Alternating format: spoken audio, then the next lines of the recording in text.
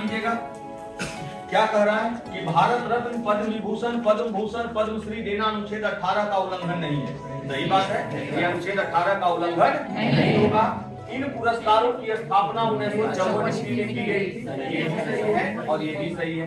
अनुच्छेद 19 में 6 प्रकार की स्वतंत्रता का वर्णन किया गया है, ये भी सही है। 6 प्रकार की स्वतंत्रता का वर्णन किया गया है। अनुच्छेद 19(1) में संसद या संघ बनाने के अधिकार का वर्णन किया गया है। क्या है, सही की गलत है? तो यहाँ पे गलत कथन को पहचानना है, इनमें से कोई भी गलत नहीं। तो इसका आंसर क्या हो जाएगा? ये हो जाएगा इसका आंसर। चलिए आगे बढ़ते हैं।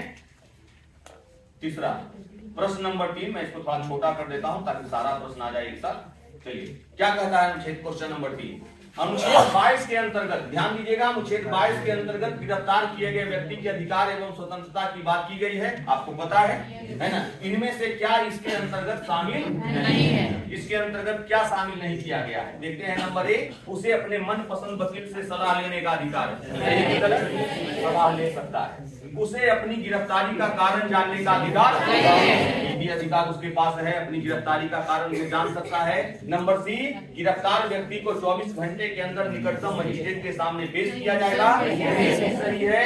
इनमें से कोई नहीं और एक से अधिक। तो क्या कह रहा है कि इनमें से क्या इसके अंतर्गत शामिल नहीं है? कौन सा इसके अंतर्गत शामिल नहीं है? तो ये भी शामिल है, ये भी शामिल है, ये भी शामिल है। तो यहाँ होगा इनमें से कोई नहीं, यानी इसका आंसर क्या हो जाएगा? इसका आंसर हो जाएगा डी। शामिल नहीं है तो देखेंगे कि शामिल आखिर कौन कौन है। तो ये भी शामिल है, ये भी शामिल है, ये भी शामिल है ना। तो तीनों शामिल है, तो इसका जवाब हो जाएगा इनमें से कोई नहीं। ठीक है, आगे बढ़िए।